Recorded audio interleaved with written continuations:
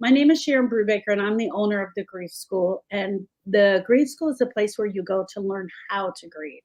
I noticed that there was something really missing for me on my first grieving experience, and that was, how am I going to do this? And so for the last 17 years, I've been walking grievers through the path of how to absolutely grieve. And then lo and behold, this beautiful lady knocked on my door and said, "Hey, Sharon, I got an idea." And we've been together ever since. So, Joy, tell us how you became Celebrate Legacy. And so I always like to start with a disclaimer that I am not a grief coach. I'm not a grief specialist. I'm so happy that although I met you guys and I approached you guys back in for the September event, that you guys still would love to partner with me and help me to spread the words. But I am a life story coach. I really help people to understand how important it is to capture life's experiences, especially in real time. But even if it's something that happened a long time ago, it's never too late to start go ahead and writing things down so that your memories do not fade and that you have those moments with you forever, so that you can be able to share with loved ones, and not only loved ones, but future generations. And so Charlene was also one of the people that I reached out, and I was so happy. Like, you don't know how nervous I was to send these emails out and say, "Hey, I've been kind of stalking you a little bit. I love what you're doing." But I wanted to, so I'm going to put her into the call, but I reached out to her to see if she would be a part of the event, and she said yes. And she said yes again when we decided to do the on-demand version and bring everybody back. Charlene, welcome to the show. Thank you. Thanks for reaching out before and reaching out again. So I want to do this. I want to give you a chance to tell your story, and we give you as much time as you need. I want to make sure that you also let our viewers know what curating really is, and number one, what you were doing with that before this story you're going to tell us, and how you tied the two together. I'm just so in love with this, though. Yeah. Go away, my dear. Thanks for that invitation. And definitely, right, curating. Like, what does curating even mean? And it's really interesting to consider how people define it. When I was growing up, I always associated curating with museums. I grew up going to museums. My mom and my dad loved taking me there, and I grew up in New York City. So I went to the Met, I went to MoMA. Curators, to me, were people who worked in museums, and they are usually in charge of a collection. They decide what gets included. They might decide what goes into an exhibition. And originally, a lot of their task was about deciding like what to care for, like what belonged in a museum's collection. That term has evolved a lot in the last decade or so, right? We see, oh, that Starbucks has a curated menu of drinks. We talk about curating your Instagram feed or links on your website. So curating has evolved a lot. I personally define it as choosing with intention. And I was working as an independent curator when I was living in London. And I was curating exhibitions. So I didn't work for a big museum, but I did my own shows.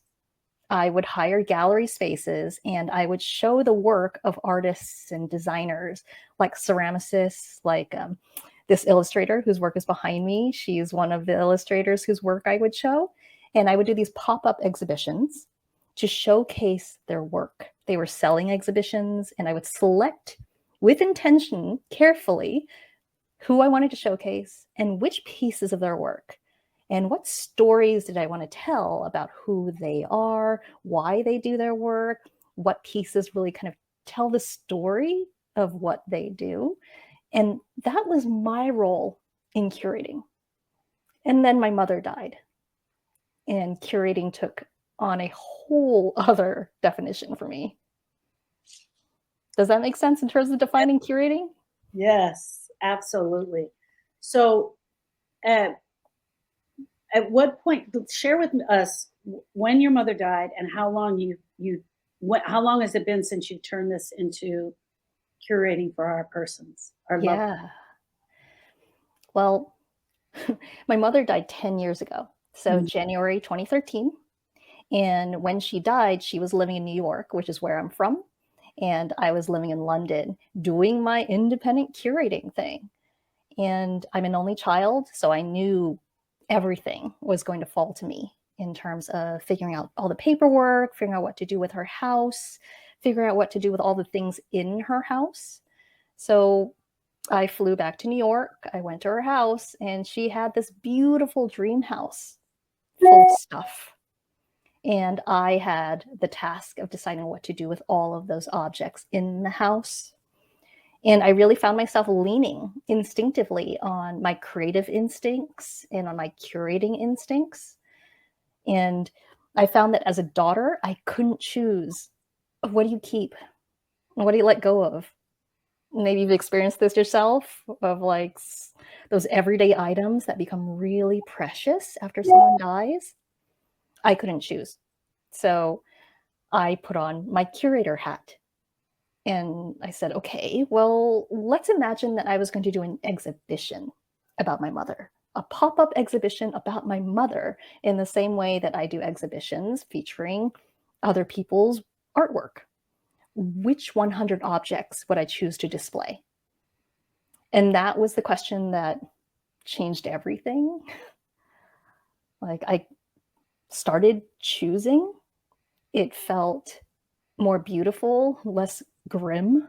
It felt more doable. And that was an imaginary exhibition at first. And about 2.5 years after she died, I actually did my first physical exhibition featuring my mother's belongings, those objects from her house. And it was in the same gallery space where I would do these exhibitions featuring the work of ceramicists and jewelers. But in that space, I was featuring my mother's belongings. They were on display. And I actually did invite artists to collaborate with me. I asked other people, what did you do in memory of someone? So I did include like embroidery work from a couple of people. I included jewelry from someone. And that was really the start of me doing exhibitions around grief and loss, featuring the objects. That was really the start of the Grief Gallery, which is my platform for doing these exhibitions. Go ahead, Joy. I wanted to say too, for those of you that are watching, we are here to engage with you. So if you have any comments, questions, ideas, things that spark an interest from something that one of us say, please definitely share it with us in the comment section. Just because I'm listening to you and I'm like, oh my God, that just reminded me of this and that reminded me of that. What I love about this topic, and this was really one of the most unique topics from the Gone Too Soon retreat, is that it's really up to you what you want to make of it, right?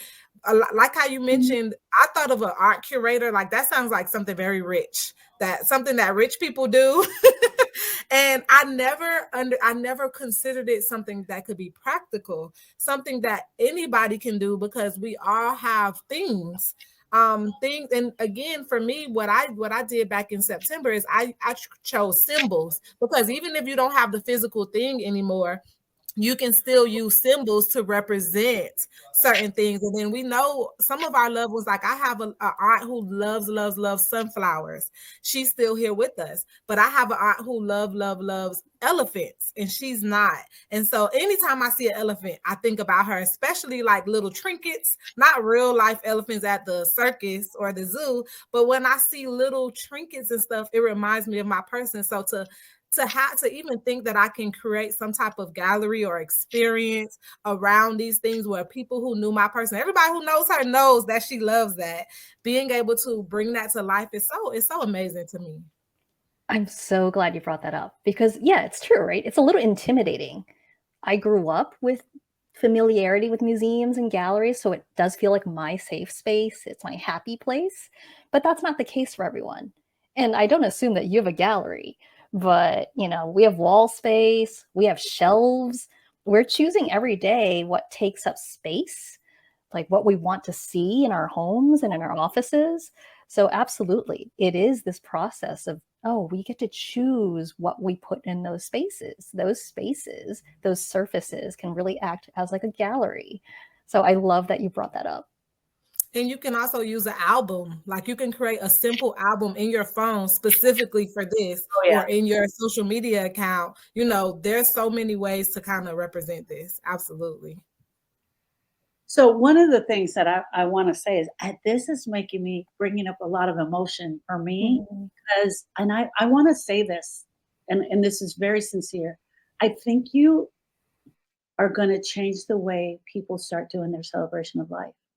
Like immediately when I saw your video, I was like, oh my gosh, people are going to change the way they bring their person, they do their final farewell. So when Austin died in 2006, Austin was 10 years old. We didn't know anything about curating, but we did some of our own things. And I think I was sharing this with Joy. We set up a table with his favorite things. So that was his food. So it was um, hot wings, Chef Boyardee, right? Yeah, he loves Chef Boyardee in the can, and goldfish. So there was that table. And then there was another table with the photos. So you could see photos of him. But we did bring things. And I think, like his favorite car, he was very, very much into Dukes of Hazzard. So we had the General Lee there and different things like that. When I watched your video the other day, I could just see me walking through almost like a maze of someone's, and I'm calling it a maze. I'm not sure what they call it in the museum world, but almost a maze of the person's life, like everything. So I want to take you back to the beginning. Thank you for sharing mom with us. I would imagine when you're getting ready to do an exhibit, you do an inventory, which is probably more of a physical inventory. When you were in the house of mom's house, did you do an actual inventory or was your brain working like the curator? I did have an inventory. Now, in this work, we talk about different kinds of grievers, and my type of grieving is I make a checklist, I make a spreadsheet. Almost immediately after she died, my mother also loved organizing. So she had binders, she had files, she had all that equipment already in her house. So one of the first things I did was create a binder, and I brought a file box back to my hotel room, and I did do an inventory. I actually kept her house for over a year Yeah. because I think I was in such a state of shock, just trying to get my head around her dying suddenly. She died from a stroke, that I didn't know what to do, not just with the stuff in the house, but with the house itself. Yeah. So I did have the luxury and the privilege of having some time to figure these things out. I did do an inventory because a spreadsheet felt very calming to me. But that's not to say that I could make decisions necessarily about what to do with it. Yeah. But when I would be doing an exhibition, for instance, there's this whole range of things that I could show, right? I knew like 100 designers in London. Right. For a particular show, which designers do I want to focus on? For the example of the illustrator behind me, I included her in a showcase of Japanese designers who were based in the UK. So that was already the theme. And then that helped me to narrow down which designers I would show. And then from there, narrowing down like, okay, is there even more of a theme? Is there a certain material? Is there a season? Is there an approach? So having that theme really helps me to focus down on what I want to show. Because of course, there's a whole range of things about a person's life, so many facets of them. So we do start with everything. And I think that's when it can feel overwhelming. Yes. So in the presentation that I have in the Gone Too Soon retreat, I do ask the questions of, okay, how do we remember the person? That's everything that comes up. And then we narrow it down. How do we want to remember the person? And I think even that question helps to narrow it down a bit. And I love how you said I'd love to hear more about what you think about how the celebration of life might change through this lens. Because what I love about this too is there doesn't have to be one celebration of life, right? Often clients kind of say, you know what, the official funeral, the official memorial, it didn't feel quite right. Yeah. Right? It's decision by committee. weird things get said. People do strange things in that environment. So I love the idea that an exhibition or your own curation can really be your memorial, the one that you really want to give about someone, or maybe a certain facet of that person. Absolutely. I mean, just so beautiful. Okay. On that same token, when you're going through your inventory, I don't know how else to put this, so I'm going to say it's as simply and probably it's going to come out harsh. Is there anything that's dumb to keep, like stupid to keep, like this jar of medication? Like, sometimes right after the loss, I know we grab onto things. His whiteout, his jar of medication, and it's the things you're like, did this fit in the theme? Or is it the flowers that he had by the window? So, it's like, how do we choose what things and what Yeah. do you give to the person? Yeah, it's like dumb by which criteria? Yeah. Who says? Yeah.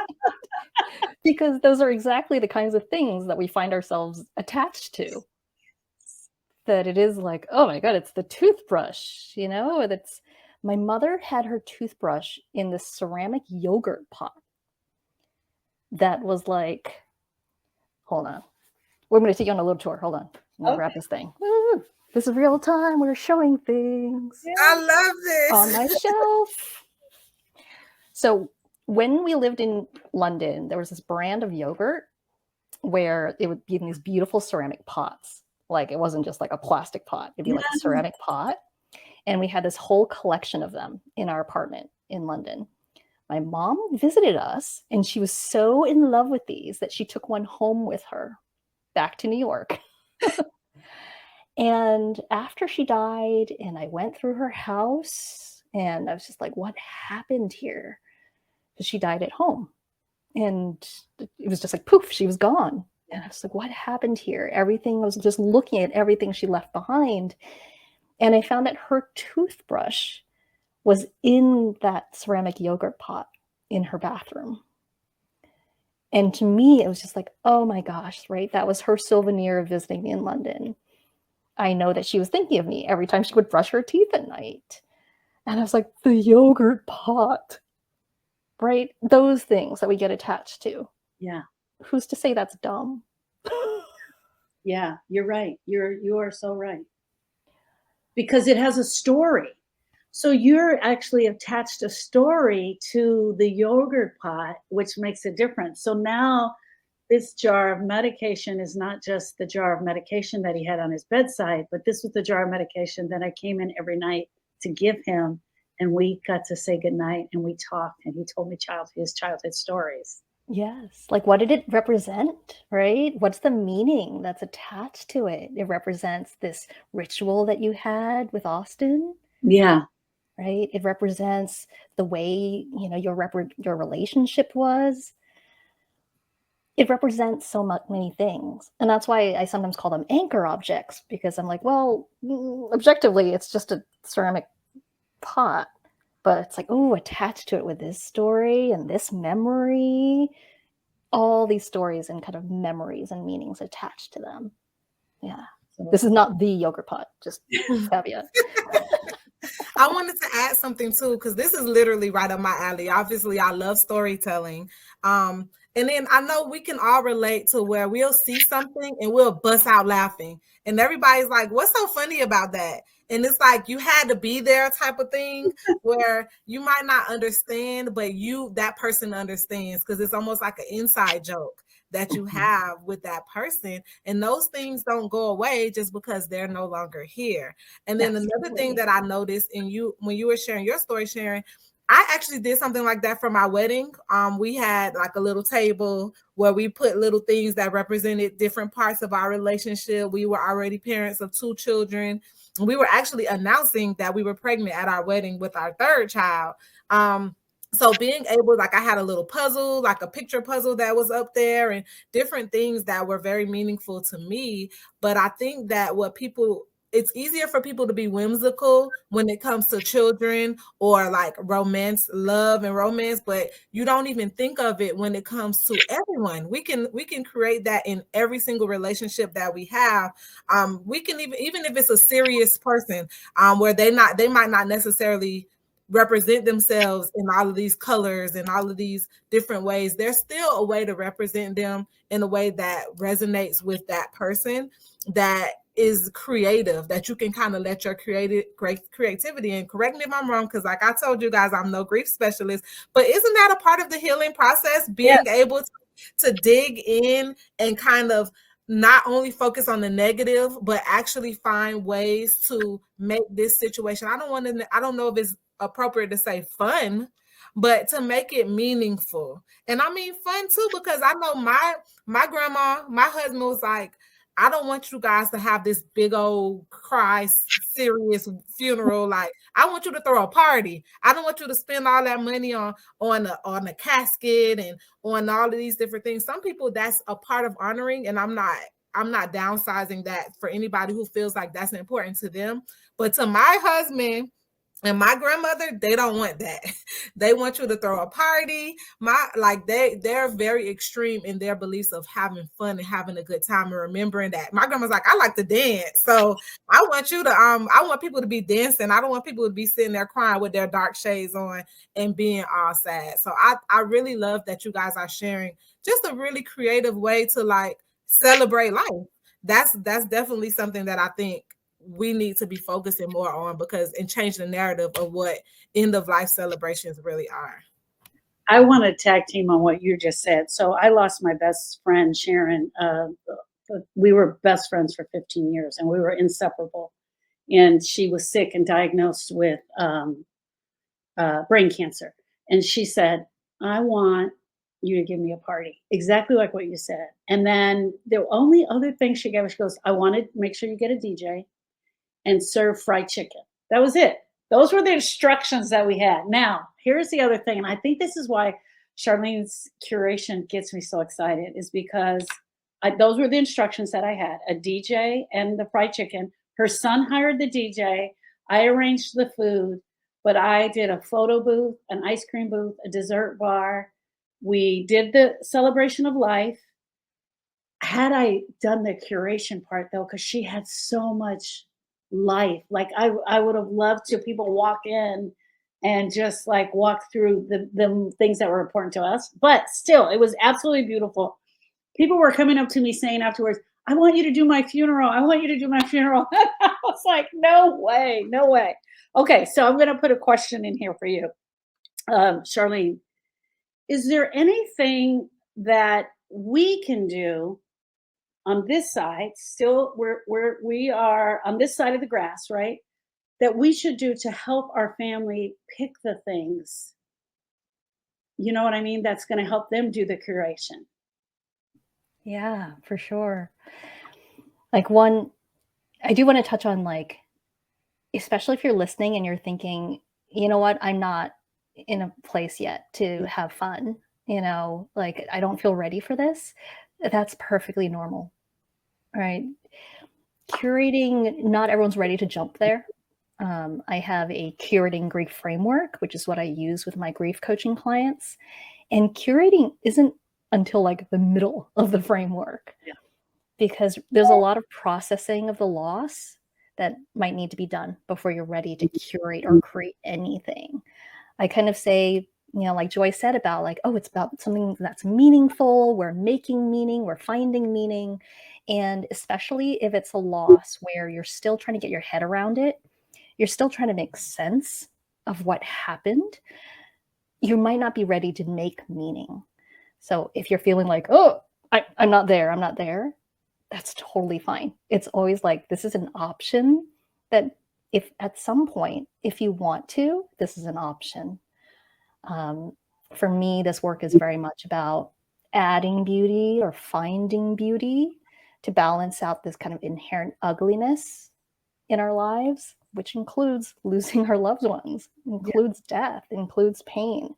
So when you're ready, this is an option. But Sharon, I love this question of like, how do you choose, right? How do we choose?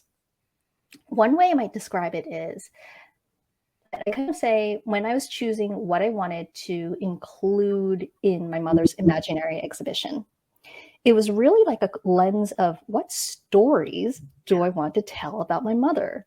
What aspects of this person do I want people to know about? And what objects help to illustrate that aspect of them? So, for instance, it might be like, oh, I really want people to know that my mother not just loved to cook and to feed people, but that she was great at both cooking Chinese food and Western food, and how it really kind of represented who she was, like coming to America from Hong Kong at the age of 15, and how she straddled both worlds and made it work for her. So I really wanted people to know that about her. So I made sure to include something that was food related. And and when we talk about like criteria, I couldn't bring food from her kitchen. Right. Right. There were things in there, and I talk about the soy sauce that was in her kitchen a lot in my signature talk because, oh my God, I felt so attached to the soy sauce. But I was like, I'm not going to bring this bottle of soy sauce over to London. Like, that doesn't make any sense. But I am going to bring like a cooking spoon, a dish from her kitchen to help illustrate the point that I wanted to make, to illustrate the story that I wanted to tell about her. So illustrating a story you want to tell or a facet of the person. I like that as a prompt. Just talking to you makes me think about, did I tell the story of my dad? Did I tell the story of Austin? Did I tell the story of God? I'm like, in awe. I also believe that it's not, Joy and I are calling it fun, but it's also our humanness. We have to live out our humanness. And what does that mean? That means that today I'm going to be broken and I'm going to be crying, and that's okay. And tomorrow I may be at my girlfriend's celebration of life with a DJ. And that's our human side, and that's our human story that we have to live out. I have a question for you, my dear. One, do you have brothers and sisters? Nope. Okay. And had you had brothers and sisters, how would you have approached the curating for mom? Yeah, this is a really interesting one, right? As I've spoken to hundreds of people now about the stuff after someone dies, it's a whole range of circumstances and family dynamics. As an only child, I had the burden of having to make the choices. I knew that the final decision on the things were going to be mine. So that was a burden to me. I felt really overwhelmed. Other people, their problem is there are too many voices. Yeah. Right? A lot of the work with clients now is actually, yes, we talk about the person who died, but a lot is also about potential conflicts or friction with people who are still here. What was important to me is not necessarily what's going to be important to you. How I approach belongings, stuff, may be very different than how you approach belongings and stuff. Just ask my husband. Like, very different approaches. So I think it would be, there is an aspect of community, making decisions by community when we're talking about the official memorial, right? Who is the audience for this? Who are the stakeholders? What is the goal of it? And just knowing that, like, okay, this is going to be taking into different stakeholders' contributions and opinions, but ultimately, who is the audience? If the purpose of it is to express our love for our person, and maybe we can agree on 5 aspects that we really want to highlight about the person, then we can do that. And I would always caveat for the person that you can do this again. Right? There were things in my mom's memorial, even though I'm an only child, that I was just like, oh, that's a little weird. That's why the exhibition that I did for my mother, like 2.5 years after she died, that was the memorial I really wanted to give her. Yeah. So, yeah, I totally see that. Yeah. Totally see that. Okay, I have a question for both of you now. Yeah. When you pick that pot and that spoon, we're telling the story of how mom was a great cook. And so my question is for both of you. Within storytelling, how is that healing? Tell me about the parts of you both that you both use two different genres to tell stories. One of you is writing, the other one of you is picking beautiful things to display. How does that help with your healing in your heart? So, Joy, why don't you go first, and then Charlene, you can go. Okay. Okay. So I wanted to make sure I wasn't muted.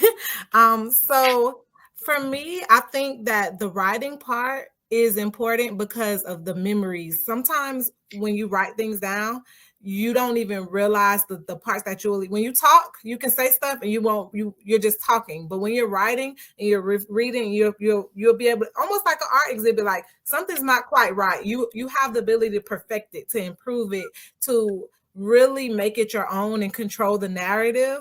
I've literally been doing exercises recently where I notice how often I talk without thinking, like an automatic response to things. And I don't think people take the time to sit and say, like, it'll be something simple. Somebody will ask a question and I'll just automatically answer it. My kids, they'll ask me, can I do this? Nope. Like in my mind, I'm already saying no because I already know where they're going. But then I try to pause because I want to think about what I want to say as opposed to just automatically responding. And so that is what journaling does. And that's what storytelling does, especially when it comes to honoring something or someone. You're more intentional. I love how you started that off, Charlene, saying that it's about the intentionality. And then for me, it's about controlling the narrative. And you can't control everyone's narrative, because one thing that I wanted to add when you were talking about siblings and allowing you understanding that you're not the only person who has certain attachments to certain things, but for me it's always the children. Like, people forget about the children. They have their own imaginations, things that they can include, but people don't even think to ask them, hey, what reminds you the most of auntie, uncle, grandma, grandfather, mother, whoever it is. Being able to allow them to express themselves too is really important, and it is really healing as well. So for me, it's the healing part of it is being able to process it, being able to sit there and look at it, think about it, and then create it to what you want it to be. And then there is a privacy element to it when it comes to journaling, but then there's a way for you to be able to share with others, being able to share those stories. I love sitting with my family, and it's so crazy because it never fails. No matter how often we do this, somebody's going to bring up a story that nobody else ever heard, right? We'll all hear it and feel like we were there because we know that person so well. And it's so because the person who's coming to my mind while I'm talking about this is my Aunt Flo. She was so full of personality. I don't think I know anybody with such a big personality and just very distinctive things about her that if you bring it up, like it's just weird stuff. Like, my stepdad used to call her Flo Mizzle Nay. Like, what is a Flo Mizzle Nay? But like, she was we had these sayings, a way to talk to her, talk about her. We would drive and she would stop. She would see a yard sale and she could not pass by a yard sale without stopping. Like, she's about to run off the road so she could go see what people have, because she understood the importance of those little things that people hold, that people have, retro type of things that you can't necessarily find in the store anymore. That was something very important to her. So being able to capture that, not only physically by seeing it, by having it, because the last thing that I want to say is, a lot of times you look at pictures and you think you know what you're looking at, but when you write it down, you might not understand. Like how you had that pill bottle and it's like, I'm looking at a pill bottle, but it's like, no, we used to actually put notes in the pill bottles so that people didn't look in there, because we knew no one would look in there. So we would, like, me and my siblings would hide notes, and you never know what little secret story that could be behind just the simplest thing. But the story has to be, the story has to be written out, because otherwise only you and that person will ever know. And that might bless somebody else by sharing that. Or you guys watching this might get some ideas, hopefully, from the things that we're suggesting, and say, you know what, I'm going to do that. The next time this comes up, you already have a seed that's been planted in your mind And again, write it down so you don't forget it. But that's where I go when it comes to healing and processing. I love that. I really love that. So tell me about how having that display, that just that part, I'm talking about the cooking part, helped. You're telling the story about mom, but it helped with your healing, just that part. Yeah. Like when I love how what Joy talked about this because there's like we talked about before, story. I wanted to tell the story about my mom cooking, which led me to choose the object to Yeah. help illustrate it. But as Joy noted, it can also go the other way around, right? Start with the object. What stories are attached to it? So, like the pill box might not be what other people think of, but you realize, oh, I'm really attached to this object. Why? Ooh, stories expand from the object. So I love that it can go both ways. Yeah. In terms of my healing, it really was that choosing intentionally. It really was when we first lose someone, whether it's sudden or not, right? The things that come up for us in our memories when we think of them, maybe it's a lot about how they died. Maybe it's about physical decline if they were sick for a long time. And those are the images, those are the memories that kind of pop up for us. And again, we want to use that lens of, okay, we acknowledge that. And then how do we want to remember them? Yeah. It's like we're making new neural pathways. Yeah. Right? The brain's like, oh, this traumatic memory. And it's like, okay, acknowledging that, processing the sadness and the pain that comes with it. And I'm going to start building like a new neural pathway for my brain to say, like, but this is how I want to remember her. This Yeah. is how I want to remember him. And that's very important to me because I think there are a couple of grief theories that I really love. One of them includes continuing bonds. Yeah. Right. And if you're not familiar with that, it's that maybe 30 years ago, a lot of the discourse around grief and grieving was about leaving our loved ones behind, moving on, doing the work so you can move on with your own life. And with that implication that you're cutting ties, you're cutting the bonds. Yeah. And I think with any of us who have had significant loss, our natural response is, I don't want to do that. Yeah. So the idea now is, oh, we find ways to stay connected to the loved ones that we had, just in a different way. What are the different ways that we can continue those bonds? And to me, the objects that prompt the storytelling, even if it's just to myself in my own head, Yeah. helps to strengthen that continuing bond with my mother and now with my uncle and with my grandmother, other people I've lost in the ways that I want. So that's how storytelling to me fits into my healing and processing. It's beautiful. Absolutely beautiful.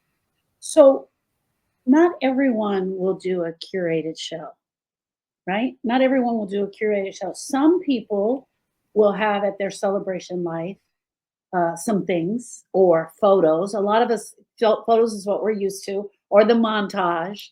That's why I think you're going to change the world and the way we approach a celebration. It's just, man, thank you. Thank you so much. So, this little bunny here is Austin. And this one here is Donovan, but this is the one I share the most of. So let me share this. Every year since my daughter, I'm going to tell my story. Every year since my daughter was born, my dad would, man, so this is Austin, but it's really about my dad. So my dad would dye Easter eggs with the kids every year. And so Lauren was born first, and then all the grandkids as they came. It became a big deal. It became a big deal. We all dyed Easter eggs together. And when Austin died, we were going through the photos. In 2 years, he had on this shirt. And so I looked at my sister and I said, he had that shirt for 2 years. And there were two cousins that were both the same age. And she's like, no, his got too small, but they were really well made. And so for the next year, he was wearing Keith Michael's hand me down. So when he died, because I thought that was the funniest thing, I asked for the shirt. And so um, I actually had a lady make the shirt into a bunny, and all of the extra shirt that was left over, she used for the stuffing. And I quite often share with people that I have this and what it is and what it means to me. And when I first got the shirt, when Erica first gave it to me, I put it to my nose and I went to smell it. And she just looked at me and she goes, "Yeah, Austin didn't have a smell. He smelled like recess." So it was really, it was just a moment in time. And so that's my Austin thing. And this wasn't at his celebration of life, but it's mine. It sits in my office or it'll sit on my couch and I'll have it for forever. And maybe at my celebration of life, they'll pull this out because it means so much to me. So I just wanted to share that. But Thank you so much for sharing that. I love that. thank you. Thank you. I don't know why everything you're doing is just so amazing to me. When we don't have the show or we don't set up the curation, how do you guide the clients? Like what do the grief clients, are you helping them to make a display? So I actually was sharing your story with a client of mine, and she actually gave me a question, and I wrote it down. She wants to know okay, Cynthia, this is your question because I know she's going to watch. What's the difference between enshrining and curating? So one of the things is her son's room is still the same set up, but just above her desk, she set up a beautiful display of photos of him and some of her special things. But his room is still done. And her question was, what's the difference between keeping a shrine and curating? Oh, it's such a good question. And I think especially people who have lost children, Yeah. the room, Yeah. it's a big, big one, right?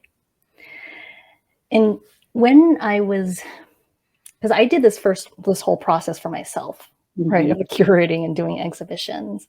And it wasn't until I was like, you know what, I really want to help other people do this processing, because some people, they have the issue of, we didn't really have the memorial I wanted. I want to do this as a tribute to my person, or maybe an anniversary is coming up and I want to do something to kind of commemorate that. Other people, they're in the process of actually clearing out the house. Yeah. Or they are finally tackling a storage unit that they've had for 10 years. So then we are actually talking about the physical stuff. But to this question about enshrining versus curating, part of my curiosity was, why was this so effective for me? And thus I was looking into all these different kinds of grief theory and research.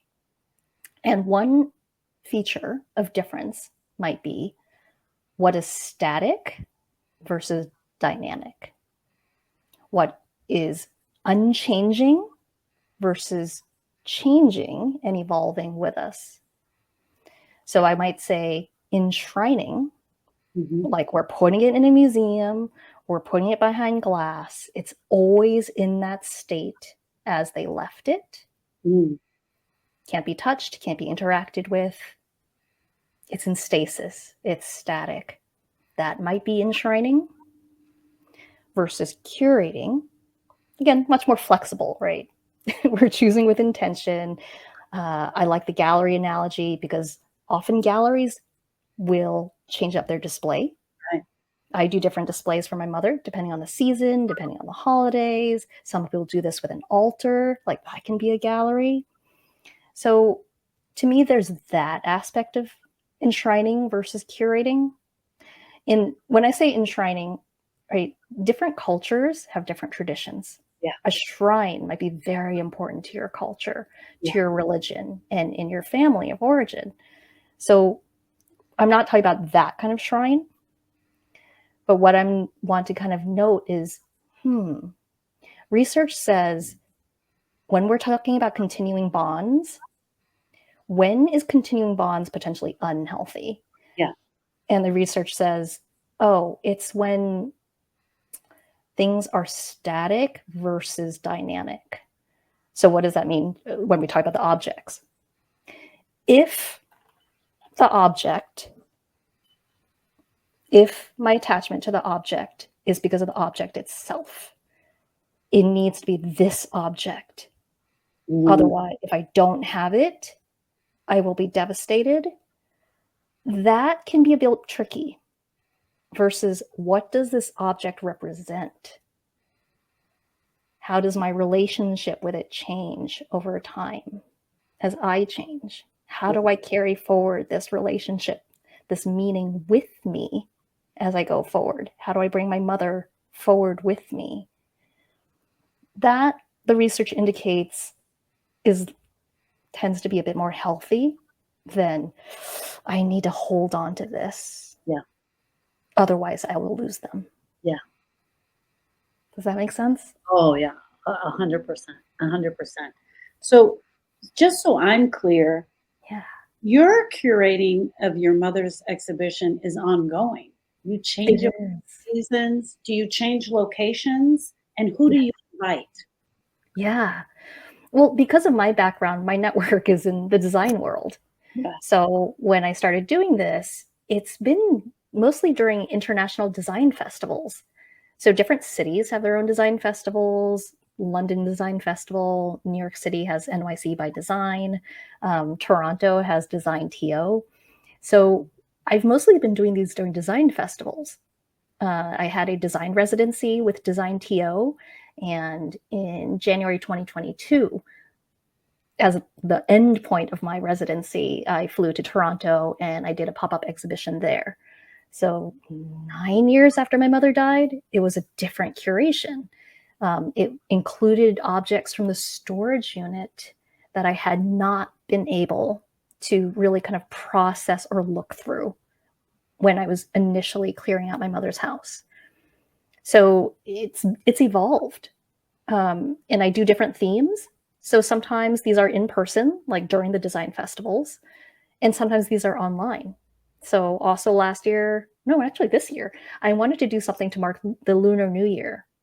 So it was on online exhibition that kind of talked about the importance of the Lunar New Year and talked about the red ribbon dance, which is a very symbolic and important dance in Chinese culture. My mother was a dancer as well. So yeah, there will be different themes. It evolves. Yeah. It's not just the one exhibition because I've changed, right? My relationship with my mom, my relationship with her loss has changed. So I want the exhibitions to reflect that. And I do invite people to share their stories. So it's not just like my mom's things. I can imagine that 9-year mark doing the storage unit, your grief had evolved and changed. And that was a whole different aspect. You were touching a whole different aspect of your heart and the healing as you Oh, were yeah. going through that. And different emotions would be showing up, which I think are just absolutely beautiful. So I am not a curator. I don't Oh, work. yes, you are. I That's the thing. I believe that everyone is a agree with you. curator. I agree with you. Everyone is a curator. Everyone has a curating story. So I could do a curating Easter. I'm just throwing this out. I could invite my family over for dinner and I could set a table of all of my dad's favorite things right down the center of the table, which would not one give our family some amazing stories. This is also part of what you're saying, bringing him with you. And um, even just not, I'm saying the table, but even the entry hall when they walk in, like you could really do this for your family or have each person. I mean, it's endless. Each person bring their favorite thing to share about dad for Easter, and they tell their story, even if it's being human through tears, even if it's a poem that they wrote, Joy, or they wrote a section in their journal, or they have his favorite shirt or his favorite Knights of Columbus pen. I'm just throwing all these things out, but Yes, that's curating as well. absolutely. That's the choosing with intention, Yeah, right? Like we make choices all the time, subconsciously or unconsciously. yeah, So why don't we choose consciously? yeah, And the examples that you gave too, right? I think what's so dynamic about this, yes, photos, we're used to curating those, right? We know how important those are, what those bring up, and how precious they are. The thing with curating objects, or like it can be the belongings, or even just objects that remind us of them, or like a food, like you said, like Austin's favorite food, it brings in other senses. yeah, The textile from his shirt, right? There's touch there. There's taste from favorite food, trying to smell it, right? Smell. There are all these different senses that we bring in beyond just the visual. And I think that keeps them alive, keeps them connected in different ways to us beyond just the visual, like we might think of traditionally for like art, right? Like a gallery wall or whatnot. So I love that idea. And Yeah. you kind of said, like with your best friend Sharon, right? Yeah. You're like, oh, we could have done like a display. I'm like, you still can. Yeah. Yeah. And that's it. Like, this is part of bringing them with you is Mhm. having them at Easter Sunday dinner or Christmas, having a tree dedicated to them, and everybody brings some. I mean, it's endless. You don't even have to stop. The other thing is it can be simple. So I had a client many years ago who lost her adult son tragically, a heart attack. And one of the things that he loved, and everyone in the family knew, was he put ketchup on everything. And she went out for Christmas and bought the biggest jar of ketchup she could find. And she just sat it at the table right where his spot was, where he always sat. So as people were walking in, they were seeing the jar of ketchup. They were crying. They were laughing. They were pouring it on their Thanksgiving dinner. And she did that to help his children, his adult children, her grandchildren. So she didn't have out a ton of things. She just had the one thing, but it's a form of curating. Absolutely. And that brings in like the ritual Yeah. aspect to it too, right? Yeah. Because for some of us, I mean, really, in doing the exhibitions over the years and in talking to different people, it's been interesting in the last year or so of people bringing up, mm, especially if you don't have rituals, if you don't have a religion, if you don't have set ceremonies or rituals in your life, that doing an exhibition, there's actually a lot of ritual and ceremony with it. Yeah. Right? We choose something, we put it on display, we take a step back, and we're like, this is why I chose this item. And everyone stands around and we listen and we're like, oh, that's so interesting, right? There's that witnessing that is very much an important part of that ritual. So she chose the ketchup, she invited everyone in, she invited everyone to like do something with it.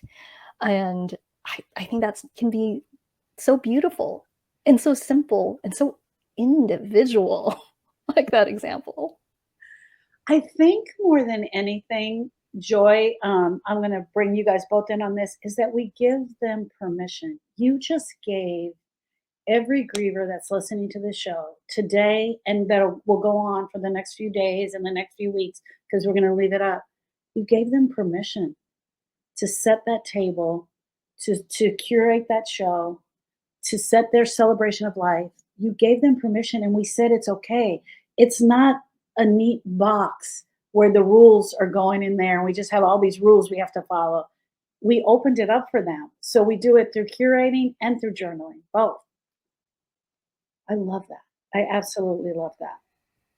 Is there anything that should not go in a curation display? I would consider audience. Okay. So, in the same way that when I put together an exhibition, I think about the audience, right? Like, do they understand this topic matter? Do I need to explain more? Sometimes what comes up is, you know what? Maybe the person who died was lesbian or gay, but their family of origin means we couldn't really fully represent them Yeah. in the official memorial or funeral. We want to think about who the audience is. Yeah. Maybe for the official one, it does get tailored. Yeah. And maybe there's one that represents them fully. And sometimes people say, you know what?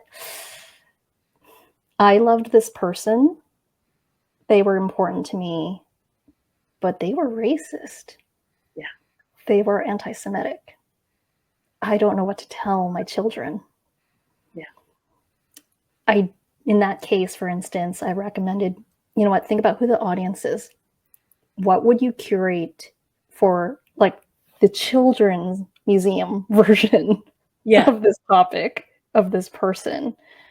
And you can decide what is age appropriate. Yeah. So your 5-year-old might not really understand all of that. You really might want to filter and curate for that audience. And then you can decide later on, you know what, people are complex. I'm going to do another curation and give you a better understanding of who this person was. So I think that's why also I like that flexibility. Yeah. Of doing multiple exhibitions over time for different audiences. Who is the audience there? And like you said, with permission, sometimes the audience is just you. Yeah. Yeah. Thank you, Charlene. I would like for you to let the audience know how they can work with you, how they can reach you, how to, and then of course, I don't know if you guys know, but when you are a part of the Gone Too Soon on Demand program, you get access to her actual presentation where she kind of really walks you through the whole process. She has this really cool worksheet that she came up with to kind of help you to narrow down that funnel that you was showing us of making that shift from how do you remember, how do you want to remember them, and then we also had your beautiful show and tell that you did in the Facebook group where you showed the little pin cushion. Like I love the how many things can be so meaningful. Like how I was talking about the elephant and you was talking about the little pin cushion. That is, we all have so much stories and so many little intricacies that I really appreciate you sharing that. And if you're watching the replay, make sure that you share what you have created. I put the question up: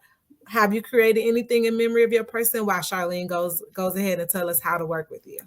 Yeah. And like when I see sunflowers now, right, I'm going to think of you and your person. So definitely share. I love hearing these stories. I hold a monthly grief gathering last Wednesday of every month. So the next one is next Wednesday on the 26th. And that is like we open a virtual gallery space and you're invited to step in and share the story of an object you kept. And it's this beautiful kind of community. And the conversation's always really interesting. You can find all the details on my website, which is my name, charlenelamb.com. You can find me on Instagram at curating_grief. And you can also on my website find out information about grief coaching. I do have this curating grief framework because maybe you're like, you know what, I want to do a memorial for my person. Or, you know what, I'm really pissed still about what I could not keep or what someone threw away. Or, you know what, there is a storage unit that I might be ready to tackle. You can go on charlenelamb.com and you can book a complimentary call. Ask your questions. I want to hear about you. I want to hear about your person.